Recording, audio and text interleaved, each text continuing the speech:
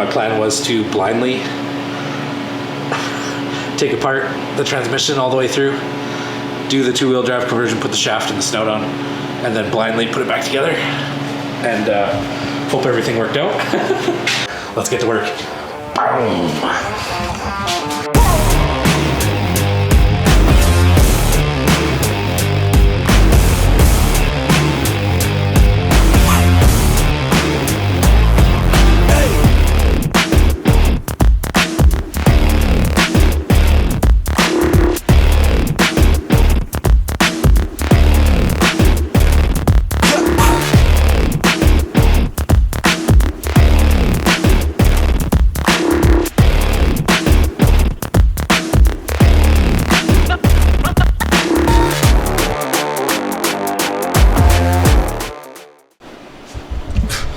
What's up, everybody? Finally back on Ded Betty. I know I missed the video last week. Just busy trying to get caught up. I did come out here and do some work. Like I said, there's some stuff off camera that I just wanted to get done and caught up on. And funny enough, I actually wound up completely redoing my motor mounts. I really wasn't happy with them, the way they looked and stuff like that. And wanted something that you know, could support what I was doing before it got fully welded. So wound up doing something that I can bolt on for now, but can be fully welded in the future. So you can see right here, I created these motor mounts here, so they bolt in to the cross member up at the top here. Nice thick steel plate. Here's the motor mount, comes into here, and then I've got a nice triangulated brace down here. This isn't welded yet, but yeah, like I said, when this is all said and done and ready to get final welded, everything's ready to get final welded, and come in and weld this onto here and weld that down there. But for now, this is nice and sturdy and strong. So I did that on both sides. You can kind of see it there. And then I got these brackets ready for the other side of the steering setup here. Something else cool that happened was I went and picked up the transmission from Highwood Rod Custom. I took that transmission apart completely, went through it and rebuilt it, and did the two-wheel drive conversion and stuff on it. So I have temporarily bolted that up to the engine and just barely started test fitting it in here. What I've got to do is cut out a bigger chunk of that transmission tunnel there, so that'll go in. So that's probably what I'm going to start with, is take my cutoff wheel, cut out that chunk there, and then we'll get the engine and transmission sitting down into those engine mounts out there, right there, into the engine mounts, and then figure out where the back of this transmission is sitting, and we can start looking at doing a cross member. The other thing I want to do is I want to finish doing up the brackets for the other side of the steering box and the what do you call it, pitman arm thingamabobber that goes over on this side. So I will do that, and then I would like to, we'll probably see if we can test fit the steering arms and stuff like that in there, see what those are going to start looking like, and checking the angles of those. And then if we have time, like I say every time I'm out here doing this, because I keep deciding to redo my motor mounts, is start building those radiator mounts. Mounts for the radiator, and start getting that front end sheet metal filled back in. But overall, looking good. So huge shout out to Highwood Rod Custom for taking care of that transmission for me. That was something that I was scared to do. Never been inside of a transmission before. Watched lots of videos on doing the two-wheel drive conversion, and because the transmission worked in the Denali when I got it and when I was using it, my plan was to blindly take apart the transmission all the way through, do the 2-wheel drive conversion, put the shaft and the snout on, and then blindly put it back together and hope everything worked out. But they did me a solid, actually went through the transmission. Turns out that there was some damage in water and stuff like that that had gotten in there, so they took care of all that for me. They put a mild shift kit and stuff in it, so yeah, that'll be good. Got it all cleaned up. Very excited for that. So huge shout out to Justin and the guys from Highwood Rod Custom. You can check out, we actually took a tour of their old shop now. Took a tour of their shop in one of our episodes of Blue Collar Garage Culture Shop. I'll put the link up there. You guys can go check out that video if you want, but they do a lot of cool work and cool projects as well. Yeah, another shop that I want to give a huge shout out to is Sideshow Fab. Sideshow Fabrication and Paint. Chris and Krista and Cody and those guys, they've been a massive support of the magazine and of the work that we've been doing here. And we've got some really, really cool work and articles and projects and stuff like that coming up in the magazine and on the YouTube channel. I'm not going to say any more than that because it's all kind of a surprise right now, and a lot of it's still in the works and still in discussion. But huge shout out to Sideshow Fabrication. They've been yeah, amazing. A huge support for the magazine and for the channel and for what we're trying to do here. So stay tuned to see a bunch of that. And go check out the shop tour we did also on Blue Collar Garage Culture Shop. Which I guess I should also shout out Blue Collar Garage for supporting us as well and giving us the opportunity to put that series together. It's something I had wanted to do for a while, and to have somebody come and support that and put a little bit of funding behind it helped out a lot as well. This is going to be a great year for the magazine and the channel. It's always been a nice steady growth for the channel and for the magazine and for myself and doing this work, and every year just gets more and more exciting, and this year is going to be really exciting. So stay tuned, follow along, subscribe, and watch the videos and check out the magazine. And we've got some really cool stuff coming up this year and moving forward, so looking forward to it. Let's get to work. I've been in your waters.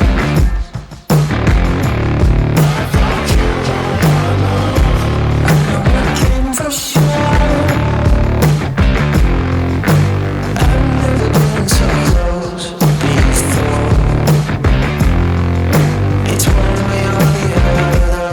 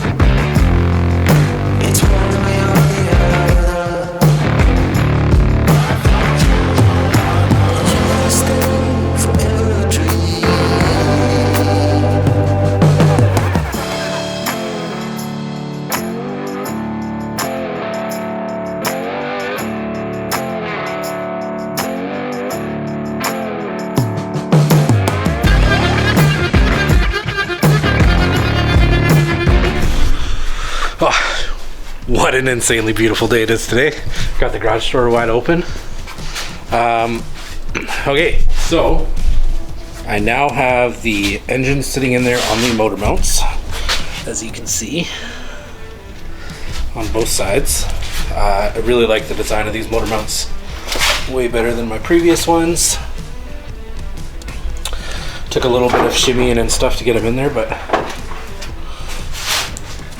the motor is sitting at the engine, sorry, is sitting at a good angle. Sits a little further forward than I was planning, but I think that will work out for the best. Easier for maintenance. I still got plenty of room up front here, I think.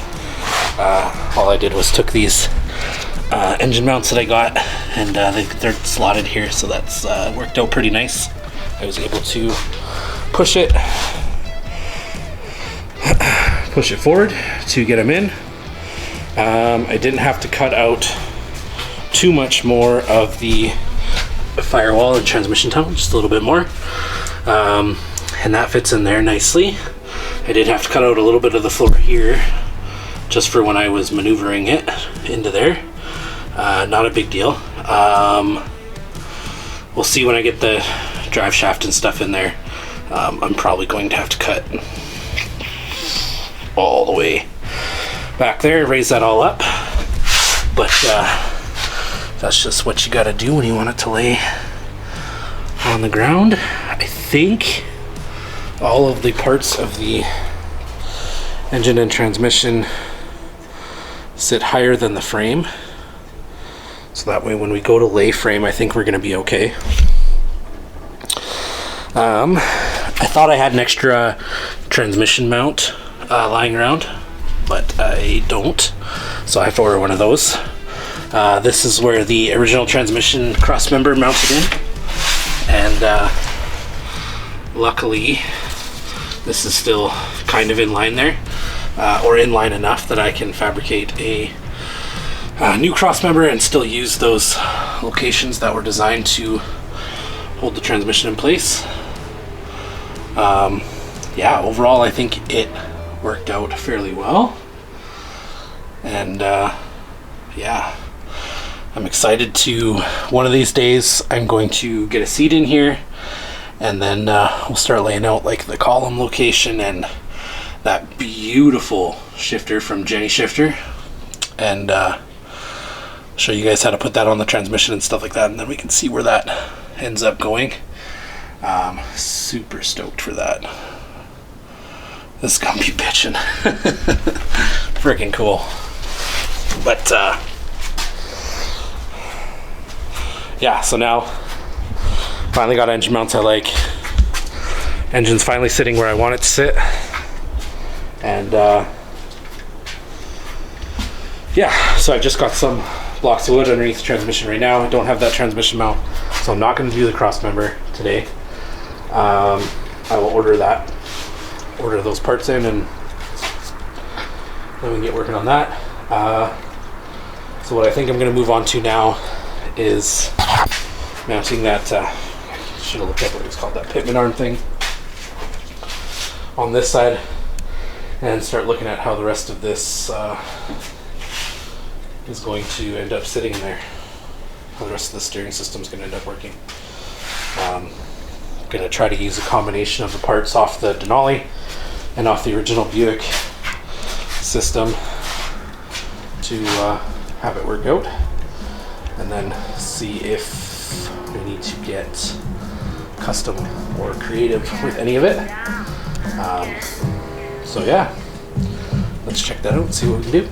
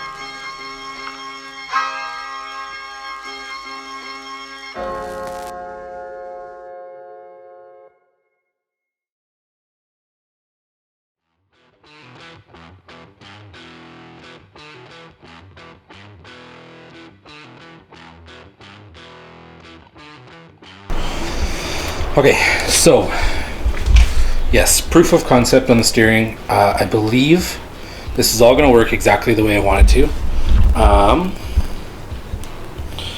What I need to do, so you can see I had to push this further this way. I'm going to have to push them both in a bit more, so I'll just increase the size of those spacers right there. And then this bar is not welded in or anything yet, so I'll just bump it over.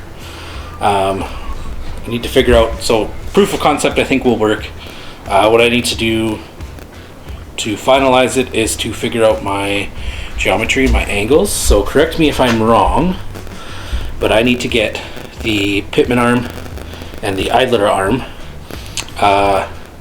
angled so that way in this top down plane they are both pointing straight towards the middle of the rear axle. That way as I'm steering, the inside tire will turn more than the outside tire to give proper steering angle and stuff like that. So that is what I need to figure out there. No big deal, that should be easy to do. The other thing that I need to do is I want to push these both up a bit, which is fine. I've got lots of space to do that. I think I want to also lift them to get them higher off the ground. You can see there it's pretty low. And then, yeah, that should help me with the steering geometry. That should help with taking turns and make sure I'm not scrubbing, I guess would be the term. Yeah, make sure I'm not scrubbing. So that works there. The other thing that I need to look at, so you can see here I've got the steering arm here, bolts up to here on the knuckle. That's from the 55 Buick.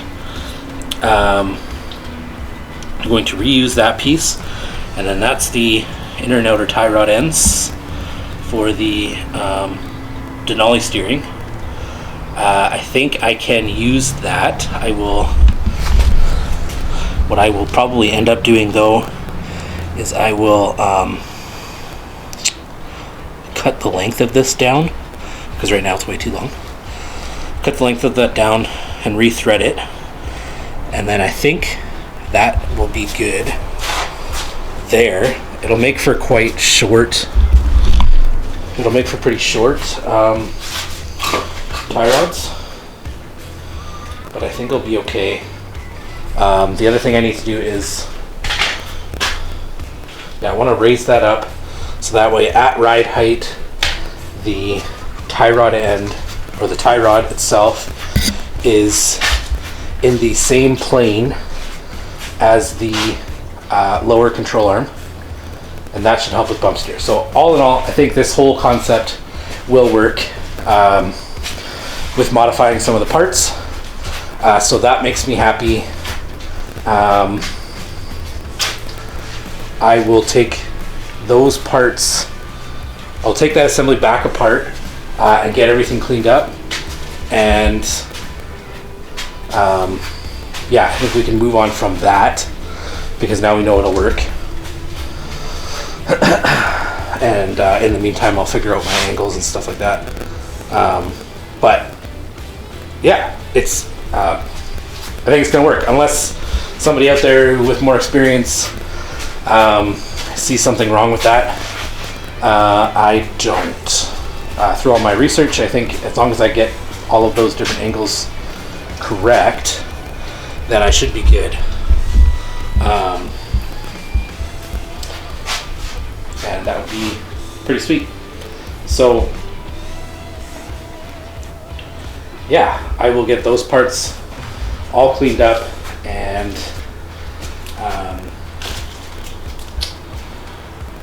find all the nuts and stuff like that to assemble that and build out those brackets the way I want them to be, and then yeah.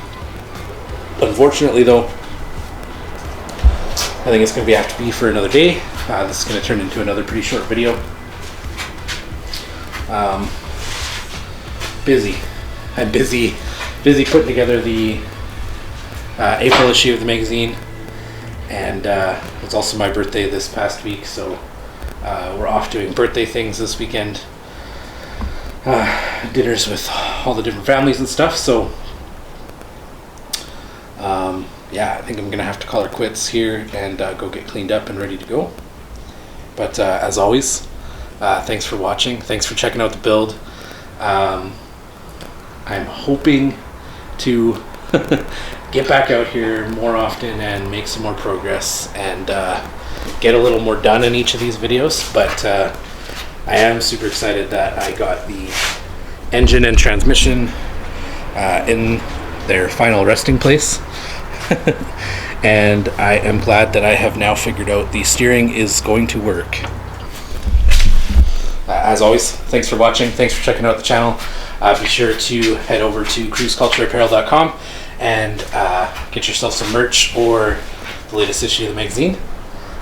You can also sign up for a membership, which gets you the latest issue of the print magazine, early access to all the YouTube videos, discount on everything on the website, etc., etc. So, as well as some free gifts. So, if you want to be a part of that, there's a monthly option and a yearly option, and it really helps me push forward with a lot of this stuff. And yeah, keep cruise culture alive.